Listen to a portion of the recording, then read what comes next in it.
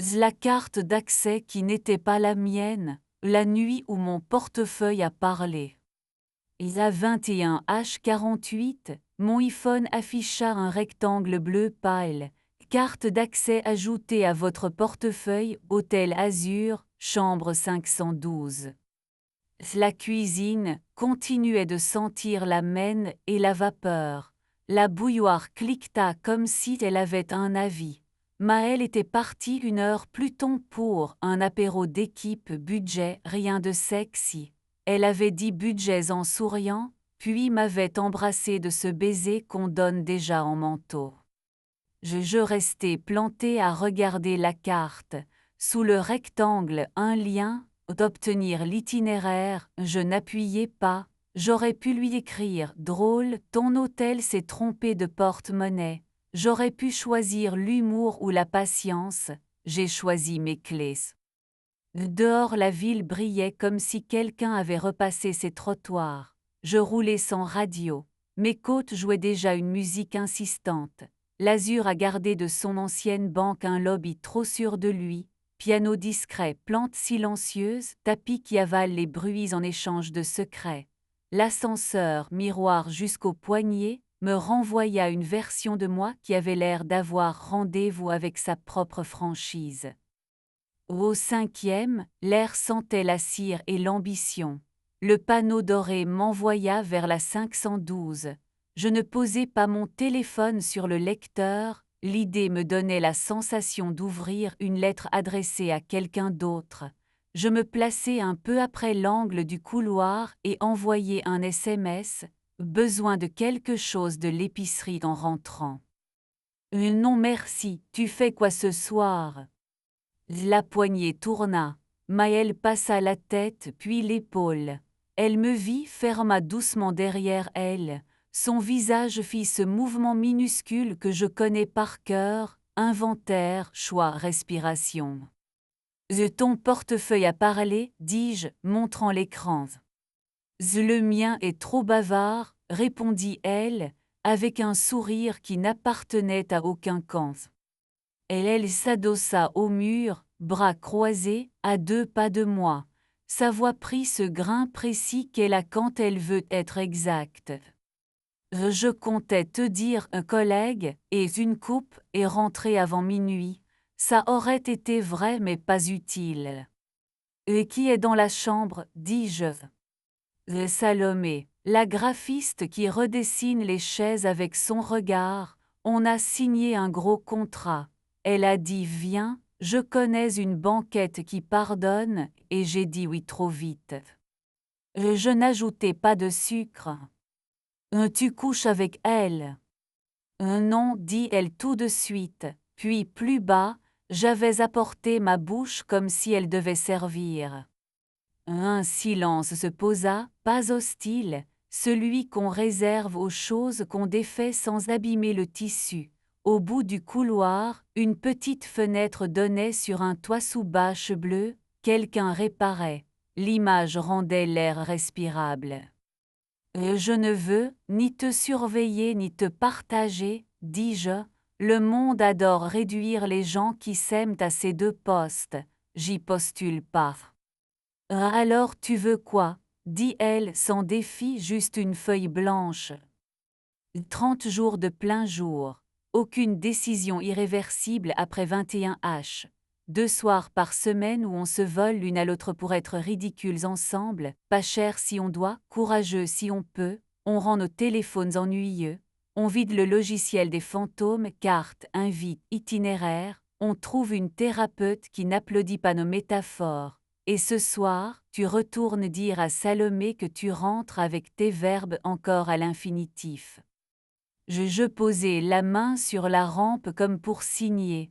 Je t'attends près de l'escalier, assez près pour faire soutien, assez loin pour ne pas être trop fait. Elle me regarda, comme on regarde une porte qu'on a soi-même fabriquée et qu'on s'étonne de trouver solide. Les 5 minutes ne comptent pas. Je pris place à côté du panneau exit, la porte s'ouvrit. Salomé sortit la première, petite, précise, un manteau plié sur l'avant-bras. Elle me vit, inclina la tête, continua. Aucune grimace, aucun sourire. La bienséance des adultes.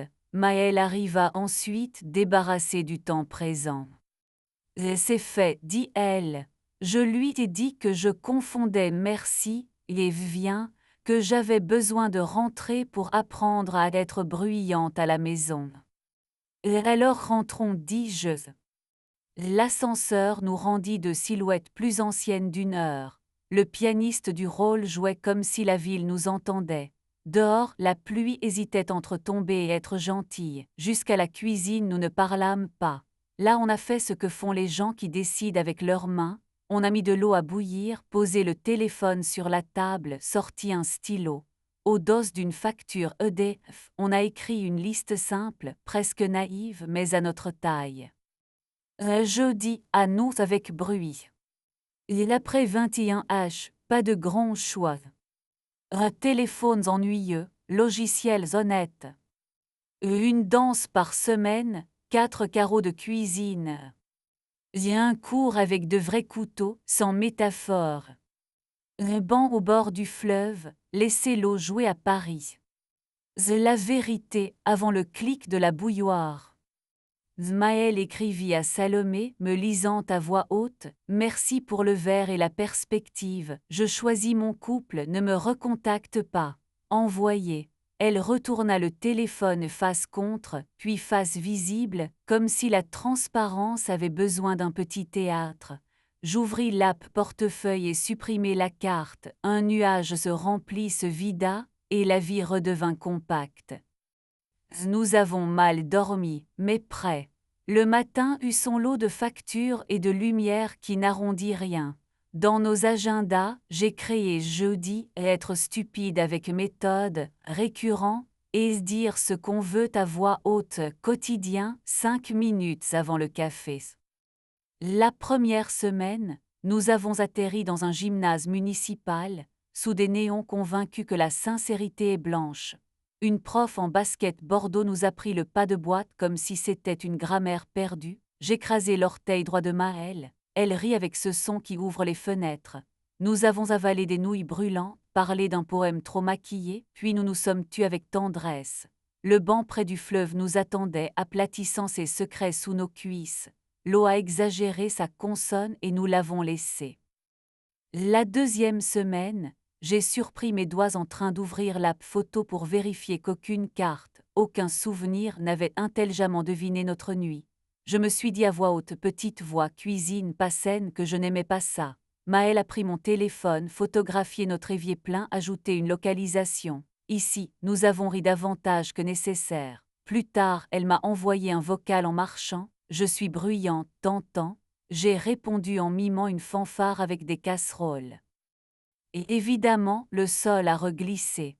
Une amie a posté une story depuis l'azur plante sobre, piano qui donne des nouvelles de personne. Nous avons fixé l'écran une respiration trop longue, puis nous nous sommes regardés. J'ai posé la main sur sa nuque. Elle a dit « Je veux du pain qu'on coupe à 2 mains ».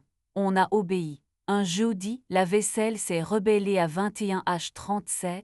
Nous avons arrêté l'émeute avec un vieux disque et 4 carreaux tenaces.